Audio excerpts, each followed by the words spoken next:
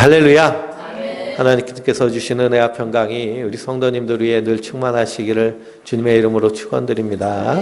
우리 옆에 있는 분들하고 악수하시면서 한번 인사해 보세요. 사랑하며 축복합니다. 뒤에 있는 분들하고도 인사해 보세요. 사랑하며 축복합니다. 우리가 사순절을 보내고 있습니다. 예수님의 십자가를 기억하며 부활절을 맞이하기 위해서 40일을 우리가 경건하게 신앙생활하는 절기가 사순절입니다. 경건하다라는 말은 우리가 하나님만 의지하고 예수님만 바라보는 모습, 그것이 성경에서 말씀하시는 경건한 모습이다라는 것을 우리가 말씀을 통해서 발견하게 됩니다. 그래서 이 사순절 주간을 살면서 우리가 한순간 한순간 예수님을 생각하고 예수님을 바라보고 주님의 십자가를 바라보며 그 십자가의 의미를 마음에 새기는 그런 귀한 사순절 절기를 보내는 우리 성도님들 되시길 주님의 이름으로 축원드립니다. 그럼 우리가 한 번 더 참을 수 있고요. 한 번 더 인내할 수 있고 한 번 더 사랑할 수 있고 한 번 더 품어줄 수 있는 주님의 성품을 닮아가는 하나님의 백성들 될 줄 믿습니다. 우리가 지난주에 애통자라는 제목으로 함께 은혜를 나눴습니다. 예수님의 눈물을 통해서 예수님의 애통하시는 마음, 안타까워하는 마음을 우리가 함께 나눴는데요. 지난주에 저희 아이들이 다니고 있는 산돌 자연학교에 황경애 사모님이라는 분이 방문하셔서 특강을 하셨습니다. 그분은 어떤 분이냐 하면 자녀가 셋이 있는데요. 그 자녀를 미국에서 홀로 세 자녀를 키우면서 그 자녀들이 다 명문대에 진학하고 그냥 명문대에 진학하는 것이 아니라 다 전액 장학금을 받고요. 심지어는 정부에서 주는 가장 큰 장학금, 그래서 200만 불을 장학금을 받으면서 학교를 다니는 그 아이들을 키워낸 어머니로 유명한 분이 이 황경애 사모님입니다. 얼마나 유명한지요. 일반 KBS 공중파 방송 아침마당 같은 방송에 나와서 나는 자녀를 이렇게 키웠다라는 육아에 대한 얘기를 방송을 통해서 얘기할 정도로 그렇게 그래서 자녀를 키우는 사람들에게서는 이렇게 소문이 자자한 분이 이분입니다. 그래서 사람들은요, 세 자녀를 다 명문대에 보내고 그것도 다 장학금을 받고 그렇게 성공적으로 키워낸 비결이 무엇인가, 그것을 듣고자 그 사모님이 하는 강의를 듣고 또 교회마다 목사님 사모님이니까요, 얼마나 초청하고 청빙을 했는지, 제가 인천에서 목회할 때 부목으로 있을 때에도 그 가정의 주간을 맞이해서 이분을 초청해서 이렇게 특강을 한번 들은 적이 있습니다. 그런데 그 내용은 어떤 내용이냐 하면 이분이 그 남편 목사님과 함께 미국으로 목회를 하러 갔어요. 그래서 목회를 하는데 이 남편 목사님이 그 사기를 당하셨습니다. 사기를 당하시고서는 그리고서는 행방불명이 되셨어요. 한마디로 가정을 내팽겨치고 이렇게 도망가신 것이죠. 그러니 이 여자 혼자 세 자녀, 어린 자녀를 키우게 되는데요. 앞뒤 사방이 꽉 막힌 그런 상황 가운데서 바라볼 분은 하나님뿐이 안 계셨더라라고 이렇게 고백을 합니다. 그래서 아침마다요, 아이들 학교 보내기 전에 다 모여놓고 그리고서는 시편 말씀을 읽으면서요, 아이들을 위해서 기도하는 것, 이것이 자녀를 위해서 할 수 있는 그 유일한 한 가지 방법뿐이 없었답니다. 아이들에게 뭐 돈을 줄 수도 없고 뭐 해줄 수도 없고, 그래서 오직 한 가지 방법, 그냥 자녀들 아침에 식사하면서 한 자리에 모여서 성경 말씀을 읽고요, 함께 기도하는 그 일뿐이 할 것이 없더래요. 그래서 아침마다 성경을 읽고 기도하는데 그 성경을 읽고 기도할 때마다 얼마나 눈물을 흘리면서 이 엄마가 기도하는지.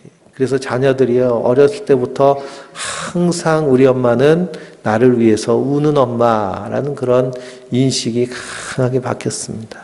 그러니 어찌할 바를 몰라서 하늘을 바라보며 하나님을 향해서 이렇게 애통하는 모습으로 이렇게 자녀들을 양육했더니 하나님이 그 자녀들을 키워주시더라라는 그런 간증의 내용이 이 사모님의 간증의 모습입니다. 애통하는 자에게 하나님 위로하여 주시는 줄 믿습니다. 팔복의 말씀에도 애통하는 자는 복이 있나니 저희가 위로를 받을 것이며. 그러므로 성도는요, 이 땅에 우리의 마음을 아프게 하고 우리의 가슴을 아프게 하는 것들을 똑바로 목도하고 바라보며 그것을 통해서 애통하는 자들인 줄 믿습니다. 보면요, 우리가 시선을 돌리려고 하죠. 이렇게 불편하고 슬프고 아픈 것들은 보지 않으려고 하는 것이 우리 인간의 습성입니다. 좋은 것 보고 그냥 잊고 살자. 보고 있으면 괴로우니까요. 보고 있으면. 그렇지만 하나님 우리에게 보고 듣게 하시는 이유는 무엇이냐? 함께 애통하며 가슴치기를 원하시는 것이 주님의 마음이십니다. 그래서 이분이 하신 말씀 가운데 사방이 막혀 있어도 하늘은 열려 있다라고 말합니다. 사방은 막혀 있어도요, 하늘은 열려 있는 줄 믿습니다. 그러므로 오늘 우리 사순절 세 번째 묵상 시간에 기도하시는 예수님을 통해서 사방이 막혀 있어도 하늘이 열려 있는 그 경험을 저와 우리 성도님들 함께 나누시기를 주님의 이름으로 축원드립니다. 그래서 오늘 말씀은 기도에 대한 말씀입니다. 예수님께서 이 땅에 오신 것은 하나님 아버지의 뜻을 이루시기 위하여 오셨습니다. 하나님 아버지의 마음은 어떤 마음일까요? 하나님의 형상에 따라 지음받은 우리 인생들은요, 하나님의 형상에 따라 지음받았다라는 그 말에는 깊은 의미와 뜻이 담겨져 있습니다. 우리 성도님들 자녀들을 낳아보셔서 알겠지만 자녀들이 누구의 형상을 닮았어요? 부모의 형상을 닮았습니다. 어찌 그렇게 엄마 아빠를 빼닮았는지요. 정말 희한하고 민망할 정도로 빼닮은 것이 우리 자녀들의 모습입니다. 그래서 외모뿐만 아니라 성격이랑 성향이랑 식성이랑 발걸음까지도 빼닮은 것이 자녀의 모습입니다. 이것이 부모의 형상을 닮았다라는 의미입니다. 그러니 그 자녀를 사랑할 수밖에 없고요. 그 자녀는 나와 같은, 나의 분신과 같은, 나의 연장과 같은 그런 존재가 자녀입니다. 그런데 하나님이 우리 인생들을 만드실 때 어떻게 만드셨다고요? 자기의 형상에 따라 만드셨습니다. 그래서 하나님 우리를 자녀와 같이 여기십니다. 그리고 자녀와 같이 생각하십니다. 그런데 그 자녀가 하나님을 떠나서 죄의 사슬에 매여서 그래서 평생 마귀의 종로로 타다가 사망의 그리고 심판받아 지옥불에 떨어질 그런 상황에 놓인 것이 우리 인생의 모습입니다. 그러니 사랑의 하나님 보시기에 그 모습이 얼마나 안타까울까요? 그러므로 하나님이 사람이 되셔서 이 땅에 오셔서 십자가에 달려 죽으신 분이 예수 그리스도신 줄 믿습니다. 그분이 왜 십자가에 달려 죽으셔야 되느냐? 우리의 죄를 대신 지시고 우리의 허물을 대신 지시고 그 십자가에서 우리의 속량이 되셨습니다. 값을 주고 우리를 사셨다는 것이죠. 그래서 우리를 구원하여 주셨습니다. 그러므로 하나님의 뜻이 구약의 선지자들과 족장들과 율법들과 모든 말씀을 통해서 계시되어 있는데요. 그 말씀을 다 이루신 분이 바로 예수님이십니다. 예수님이 십자가에서 죽으심으로 하나님의 사랑과 하나님의 공의를 완성하셨습니다. 하나님의 공의, 정의는 죄는 반드시 심판받아야 한다는 것입니다. 그런데 하나님의 사랑은 어떤 것일까요? 그 사랑까지도 덮어주기를 원하시는 것이 하나님의 사랑입니다. 그래서 사랑과 공의가 이루어진 곳이 어디냐? 바로 십자가입니다. 십자가에서 나를 대신 날 하여서 하나님이 십자가에 달려 죽으신 그 처절한 십자가에서 우리가 하나님의 사랑을 봅니다. 그러나 그 십자가에서 하나님의 공의를 봅니다. 왜 그럴까요? 죄를 대신하신 그 예수님을 하나님은 철저하게 외면하고 가장 저주스러운 죽음을 당하게 하신 것은 죄에 대하여서 이렇게 하나님이 철저하게 심판하심을 우리에게 보이시는 것입니다. 그래서 십자가를 통해서 하나님의 사랑과 공의를 발견하게 됩니다. 그 일을 이루시기 위해서 예수님이 이 땅에 오셨는데요. 이 땅에서 공생애를 사시는 예수님께서 늘 힘쓰고 애쓰신 일이 무엇인가? 바로 기도하시는 일입니다. 특별히 복음서 중에 누가복음을 읽어보면 누가복음에서 계속하여서 말씀되는 반복되는 예수님의 모습은 기도하시는 예수님이십니다. 그래서 기도하시는 예수님을 통해서 역사하시는 하나님을 누가복음을 통해 발견하게 됩니다. 누가복음을 쓴 저자인 누가가 사도행전도 썼는데요. 사도행전의 내용 가운데 발견할 수 있는 것은 무엇이냐? 기도하는 사도를 통하여서 역사하시는 하나님의 역사를 기록한 책이 사도행전입니다. 사도행전에 나와 있는 사도들은 한결같이 기도하는 모습입니다. 거기 모여있는 성도들의 모습은 한결같이 기도하는 모습입니다. 사도 바울의 모습은 어떤 모습일까요? 어느 순간이든 항상 깨어서 기도하는, 쉬지 않고 기도하는 모습이 바로 성도들의 모습인 줄 믿습니다. 오늘 읽은 말씀도 보니까 예수님이 감람산에 가십니다. 우리가 잘 알고 있는 겟세마네 동산의 기도, 예수님께서 십자가에 달려 죽으시기 바로 전, 예수님이 유대 제사장들의 군병에 의해서 잡혀가셔서 고난받으시기 직전에 기도하신 그 기도의 자리가 겟세마네 동산이라는 곳입니다. 겟세마네라는 뜻은 기름을 짜는 곳이다라는 뜻이 담겨져 있습니다. 그곳은 감람나무, 올리브나무가 많이 있는 곳인데요. 거기서 기름을 짜는 그곳에서 예수님은 습관에 따라 기도하셨다라고 말씀하고 있습니다. 그러니 예수님은 늘 기도하는 것이 삶의 일부분이고 삶의 습관이고, 그리고 기도하지 아니하시고서는 하나님의 일을 감당하지 않으신 분이 예수님이신 것을 말씀을 통해 발견할 수 있습니다. 그래서 예수님께서 제자들과 자주 노숙하시면서 밤이 맞도록 기도하신 곳이 겟세마네 동산입니다. 예수님께서 기도하신 곳이 어느 곳인지 가룟 유다가 알았기 때문에 유대인들 제사장들의 군병을 이끌고 겟세마네 동산으로 가서 예수님을 붙잡아 온 것이죠. 그러니 그곳에서 기도하시면서 예수님께서 제자들에게 부탁하신 일은 무엇이냐? 너희는 시험에 들지 말게 깨어서 기도하라 라고 하십니다. 깨어서 기도하라. 예수님이 얼마나 기도하셨는지 누가복음을 보면 5장 16절에는 바쁘신 중에도 한적한 곳에 물러가셔서 기도하셨다라고 되어 있습니다.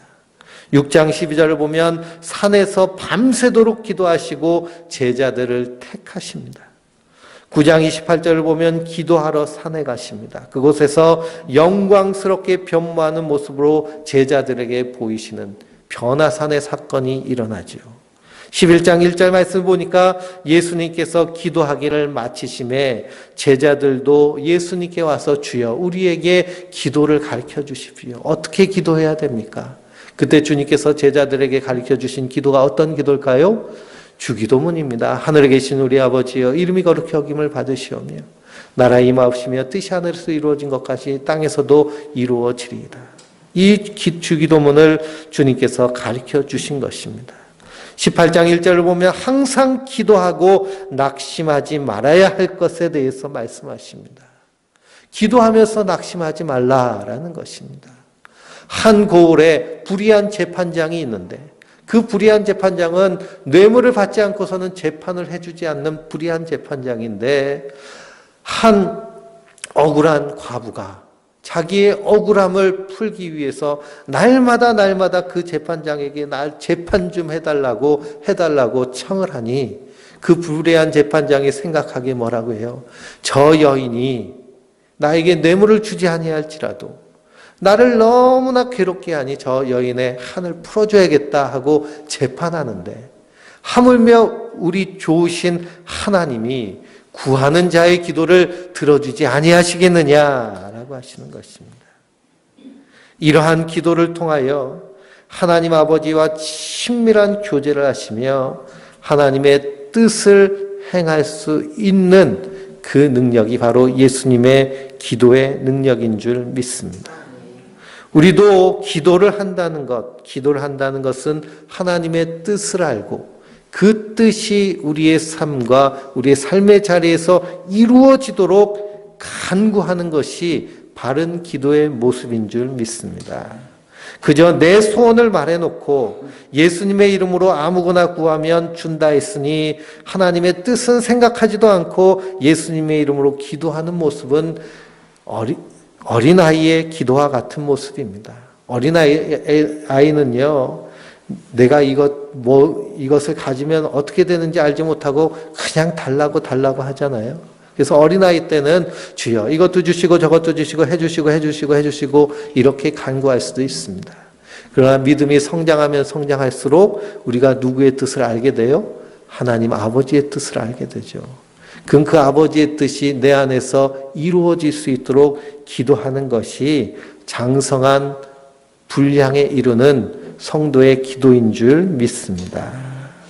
그래서 어린아이 때는, 우리도 연약할 때는요, 저도 믿음이 연약할 때는 전도사 때 어떤 기도도 했냐 하면 하나님 신유의 은사를 나에게 줘보세요. 제가 멋지게 하나님의 일을 하겠습니다. 이렇게 기도한 적도 있습니다. 생각해 보세요. 예배 시간에 안수하면 막 암 환자도 낫고 중풍병자도 낫고 병자가 벌떡벌떡 일어나면 그냥 개척을 해도요 걱정이 없겠죠. 그렇죠? 1년 안에 10,000명 모일 수 있습니다. 1년에 10,000명이 뭐예요? 트립이 중계하고 막 그러면 이락 스타가 될 거 아니에요. 그렇죠? 스타가. 그래서 그런 기도도 한 적이 있습니다. 얼마 전에 또 비슷한 기도를 해봤는데요. 하나님이 응답해 주시는 응답이 있어요. 어떤 응답이냐? 야, 네가 고쳐놔서 천국 갈 사람이 지옥 가면 네가 책임질래? 이렇게 응답받은 적이 있습니다. 하나님 좀 능력 주세요. 그랬더니 야, 네가 괜히 고쳐놔서 천국 갈 사람 지옥 가게 하지 마라. 그 말씀 이렇게 나사로에 대한 말씀을 묵상하면서 응답받은 말씀인데요. 나사로가 무덤에 들어갔습니다. 무덤에 들어갔는데 예수님이 어떻게 하세요? 나사로야 나오라 그러잖아요. 나사로야 나오라. 우리가 다음 주 오후 예배 때 나눌 말씀인데 나사로야 나오라. 그때 나사로가 할렐루야 살려주시니 감사합니다 하고 이렇게 나왔을까요? 생각해 보니까요 아닌 것 같아요. 나사로는 하나님 나라에 가 있는 사람인데 왜 굳이 부르셨을까? 왜 굳이 부르셨을까? 그것은 하나님이 길이요 진리요 생명이시며 부활이고 생명임을 모든 사람에게 보이시기 위해서. 그러나 나사로의 입장에서는 왜 천국에서 이제 자리 잡고 살라고 하는데 왜 불러내십니까? 이 끔찍한 세상으로. 이렇게 되는 것입니다.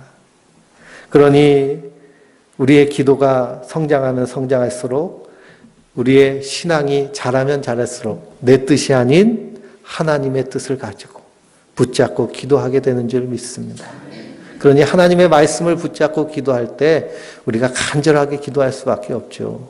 우리가 2019년도 우리 교회 표어가 마음으로 서로 뜨겁게 사랑하는 교회라고 그랬는데 뜨겁게 사랑하자. 그런데 옆에 있는 남편, 옆에 있는 자식들 바라보면 뜨겁게 사랑하자라고 하다가도 하는 짓을 보면 어때요? 뜨거운 마음에 억지로라도 겨우겨우. 그러니 이것은 나의 힘으로 되지 않는 것입니다. 하나님이 은혜 주셔서 하나님이 사랑을 부어주셔서 그러기 위해서 우리가 어떻게 해야 돼요? 기도해야 될 줄 믿습니다. 하나님 내 안에 사랑이 없어요. 내 안에 사랑이 없어요. 사랑을 부어주세요. 이것이 하나님의 뜻을 알고 구하는 기도인 줄 믿습니다. 믿음이 연약할 때는 그냥 나의 상황 형편을 놓고 기도하죠. 그러나 믿음이 성장하면 성장할수록 하나님의 뜻을 알고 구하게 되는 줄 믿습니다. 그래서 이렇게 내가 원하는 것, 내가 바라는 것 하나님한테 막 구하고서는 예수 이름으로 기도합니다. 아멘 하고 벌떡 일어나고 나가잖아요. 그렇죠? 벌떡 일어나서 나가야 되는 이유가 뭐예요? 하나님, 야 잠깐만 기다려봐라. 그게 아니다 할까 봐 벌떡 일어나서 나간다 그럽니다. 그러니까 빨리 결대도장 찍어주세요 하고 내밀고 가는 기도. 그러나 우리가 예수님의 기도를 바라보면 그 기도는 어떤 기도냐? 42절 말씀에 아버지여 만일 아버지의 뜻이라면 이 잔을 내게서 옮기시옵소서. 그러나 예수님은 누구의 뜻을 잘 알고 계세요? 아버지의 뜻을 잘 알고 계신 분이십니다. 하나님의 뜻을 하나도 빠짐없이 이루시기 위해서 이 땅에 오신 분이 예수님이십니다. 십자가의 고난을 받아야 하는 것이 아버지의 뜻인 줄 압니다. 그런데 이 십자가의 잔이 얼마나 고통스럽고 저주스러운 것인지 예수님이 잘 알고 있기 때문에 아버지의 뜻이라면 이 잔을 옮기시옵소서라고 구하시는 것입니다. 성경을 보면 이 잔에 대한 말씀이 나옵니다. 잔. 그래서 십자가의 고난을 고난의 잔이라고 말하죠. 구약에서는 잔이 두 가지 잔이 나옵니다. 첫째 잔은 축복의 잔이고 두 번째 잔은 진노의 잔입니다. 축복의 잔은 시편을 보면 시편 23편에 여호와는 나의 목자시니 그러면서 내 잔이 어떻다는 거예요? 넘치나이다. 이 축복을 주님께서 넘치도록 채워주심으로 그 잔을 마시는 자들이 성도들인 줄 믿습니다. 그러나 진노와 저주의 잔도 있습니다. 그 진노와 저주의 잔을 누가 마신 거예요? 예수님이 마시신 겁니다. 누굴 대신해서? 나를 대신해서 마신 것입니다. 그래서 우리 조선시대 사극을 보면 왕에게 반역한 대역죄인에게요, 뭘 내려요? 사약을 내리잖아요. 사약을. 그러면 그 사약을 마시고 죽습니다. 왕에게 절하고 사약을 마시고 충성스러운 신하는 왕에게 충언을 하고 사약을 마시고 죽죠. 그 사약을 사실 누가 마셔야 되는 거예요? 내가 마셔야 되는데 누가 대신 마시신 거예요? 예수님이 대신 마시신 것입니다. 그래서 우리에게 축복의 잔을 주신 분이 예수님이신 줄 믿습니다. 그러므로 이 잔을 마시기 위해서 예수님이 이 땅에 오셨는데 그러나 아버지 할 수 있거든 이 잔을 내게서 옮기시옵소서라고 하십니다. 왜 그렇게 기도하신 걸까요? 십자가에서 달리는 그 인간적인 아픔이 육체적인 아픔이 너무나 커서 그러셨을까요? 그것이 아닙니다. 예수님은 하나님과 늘 연결되어 있으신 분이 예수님이십니다. 그래서 하나님과 나는 하나다라고 말씀하십니다. 하나님과 나는 하나다. 그런데 하나님과 하나된 그 연결된 연결선이 뚝 끊어지는 것을 예수님은 가장 고통스러워하시고 아파하십니다. 우리가 세월호에 거기에 수장된 아이들의 그 모습을 보면 그 아이들도 불쌍하고 안타깝고 가슴 아프지만 사실은 누가 더 불쌍하고 안타깝고 가슴 아파요? 그 부모들이 더 안타깝고 가슴 아픕니다. 그 부모들이 겪는 고통과 아픔은요, 이로 말할 수 없죠. 그 고통은 자기가 죽는 고통보다 더 큰 아픔과 고통입니다. 그래서 자녀가 죽으면 어디다 묻는다고 그래요? 마음에다, 가슴에다 묻는다고 그러잖아요. 그러한 고통이 예수님의 고통이라는 것입니다. 우리 인생은 날 때부터 하나님과 끊어진 자로 태어났기 때문에 죄와 허물 가운데서 난 자이기 때문에 하나님과 연결되는 것을 온전히 알지 못하지만 예수님은 죄 없이 이 땅에 오신 분이시기 때문에 하나님과 끊어지는 그 고통을 알고 계신 분이십니다. 그러니 주님께서 그 십자가에서 주님과 끊어지는 그 고통이 가장 고통스러우시기 때문에 주님을 향해서 이 잔을 내게서 옮기시옵소서 하고 기도하시는 것이죠. 우리가 일상생활에서 가지고 다니는 이 핸드폰, 스마트폰은 이 기지국과 서로 데이터가 연결되어 있기 때문에 사용할 수 있는 것입니다. 만약 이 연결이 뚝 끊어지면 어떻게 되나요? 연결이 뚝 끊어지면 이 스마트폰은요, 그냥 무용지물이 됩니다. 아무 쓸모가 없습니다. 대한민국은요, 얼마나 좋은 나라인지 이 스마트폰을 데이터를 마구 쓸 수 있도록 어디 가나 와이파이가 있습니다. 와이파이. 우리 교회도 예배당에 와이파이를 딱 설치해 놨는데요. 와이파이 비밀번호를 걸어놨어요. 제 핸드폰 번호입니다. 제 핸드폰을 탁 치시면 010-5235-9267을 탁 치시면 와이파이가 쫙 연결되면서 그러면서 이 스마트폰의 역할을 하죠. 근데 외국에 나가면요, 이 얼마나 와이파이가 짠지 모릅니다. 꼭 식당에 가서도 물건을 사야 번호를 겨우 알고요. 그러니까 요즘은 시대가 좋아져가지고요, 카톡도 외국에 가서도 막 사진 올려가지고 하는데 그게 끊어버리면 얼마나 답답한지 모릅니다. 우리가 가지고 다니는 이 스마트폰도 연결이 끊어지면 답답한 것을 우리가 하루 이틀은 견뎌도요, 며칠씩 지나면 걱정 근심이 되기 마련인데, 그러나 예수님의 하나님과의 그 단절은 이루 말할 수 없는 고통이며 저주인 것이죠. 그러니 이것 때문에 주님께서 간절히 기도하시는 것입니다. 어떻게 기도하셨느냐? 44절 말씀해 보니까요, 우리 44절 말씀을 한번 읽어볼까요? 예수께서 힘쓰고 애써 더욱 간절히 기도하시니 땀이 땅에 떨어지는 핏방울같이 되더라. 아멘. 힘쓰고 애써서 더욱 간절히 기도하셨다는 겁니다. 땀이 땅에 떨어지는 핏방울같이 되도록, 모세혈관이 다 터지도록 힘쓰고 애써서 하는 기도, 그 기도가 예수님의 기도입니다. 그런데 그렇게 기도하시면서 제자들에게 간절히 부탁하신 것이 있는데 그 부탁이 뭘까요? 너희도 깨어서 나를 위해 기도해달라. 마태복음을 읽어보면 내가 죽게 되었으니 너희가 나를 위해 함께 기도하자라고 하십니다. 그런데 그 제자들은 주님이 그렇게 땀방울이 핏방울이 되도록 기도하고 계실 때 그들은 어떻게 하고 있었나요? 잠자고 있었습니다. 잠자고 있었어요. 잠자고 있던 그 베드로, 결국 닭이 3번 울 때 예수님을 부인하고 마는 그런 실수를 범하게 됩니다. 그리고 나서 성령의 충만한 오순절 마가의 닭방에 성령을 받고 나서 그가 베드로 전서와 후서를 쓰며 큰 소리로 외치죠. 깨어라! 근신하라! 악한 사단마귀가 우는 사자같이 삼킬 자를 지금 찾고 있는 걸 알지 못하냐? 깨어라, 근신하라 라고 말합니다. 깨어라, 근신하라는 것은 겟세마네 동산에서 자고 있던 자기를 향하여서 먼저 외치는 외침인 줄 믿습니다. 깨어나야 된다는 것입니다. 잠자서는 안 된다는 것입니다. 왜 그럴까요? 악한 사단마귀가 우는 사자와 같이 삼킬 자를 찾고 있기 때문이죠. 그래서 누가복음 21장 34절 한번 찾아보실까요? 누가복음 21장입니다. 34절부터 36절의 말씀입니다. 같이 읽어보겠습니다.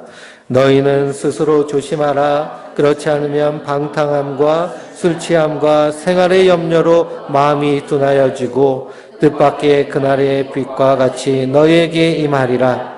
그날은 온 지구상에 거하는 모든 사람에게 임하리라. 그러므로 너희는 장차 올 이 모든 일을 능히 피하고 인자 앞에 서도록 항상 기도하며 깨어 있으라 하시니라. 아멘. 항상 기도하고 깨어 있으라. 스스로 조심하라 라고 하십니다.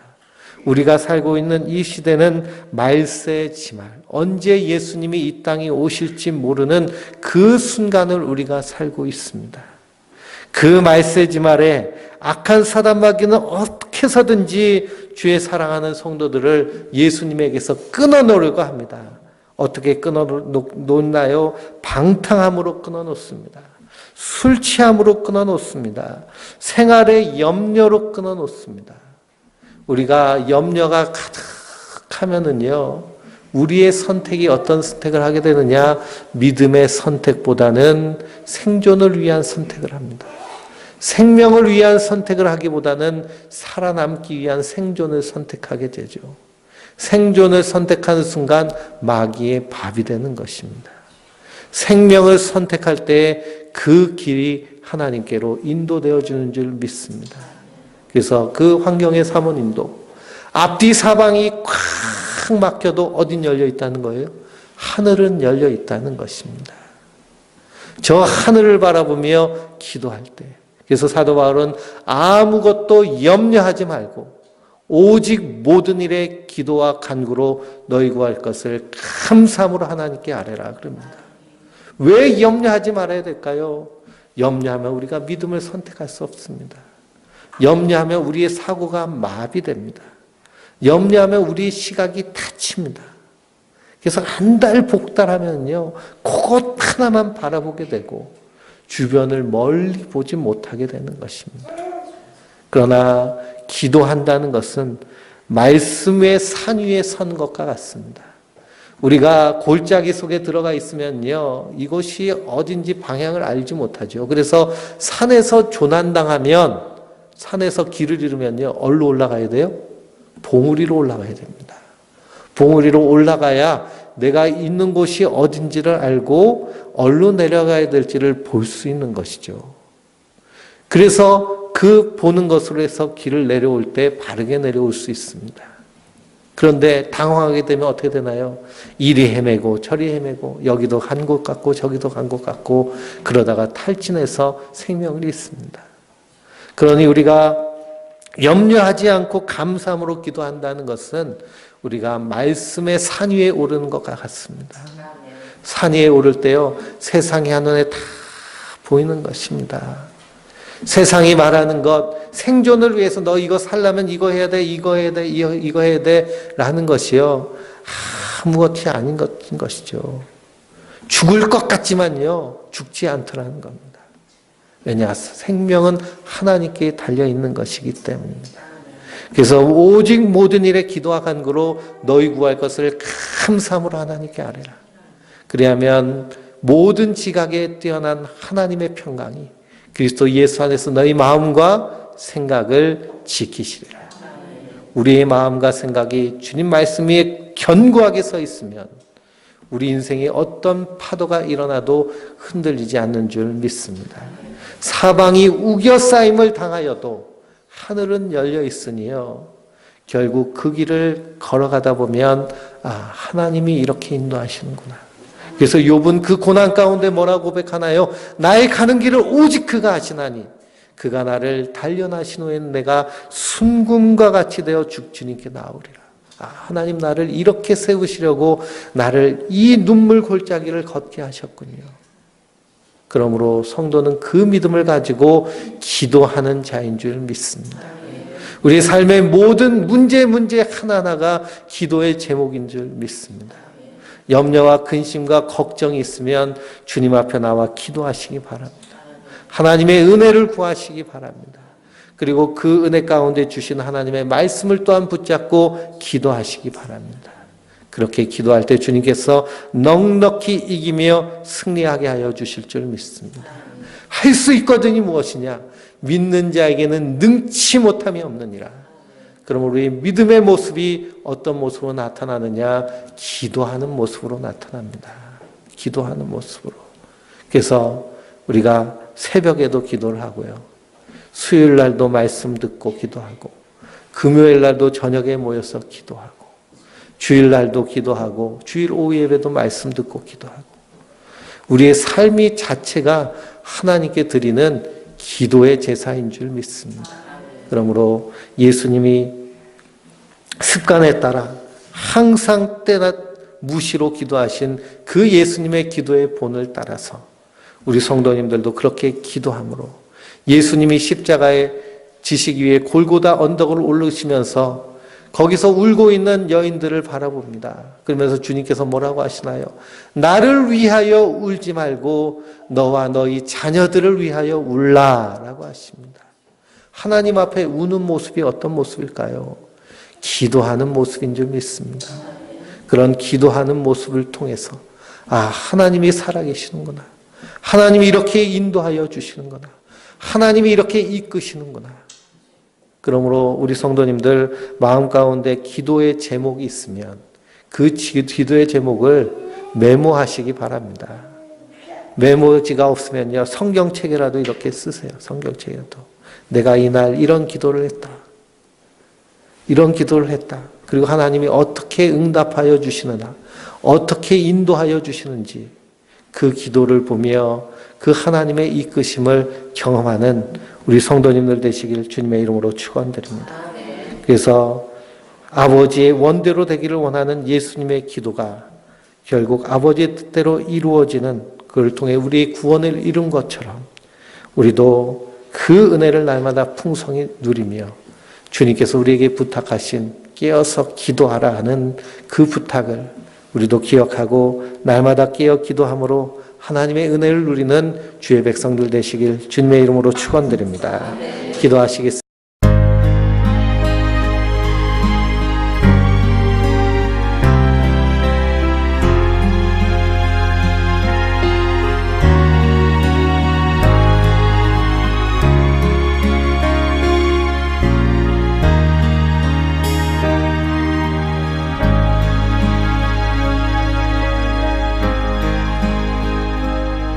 어둠 속에 매이던 내 영혼 갈 길 몰라 방황할 때에 주의 십자가 영광의 그 빛이 나를 향해 비추어 주셨네. 주홍빛보다 더 붉은 내 죄 그리스도의 피로 씻기어 완전한 사랑 주님의 은혜로 새 생명 주께 얻었네.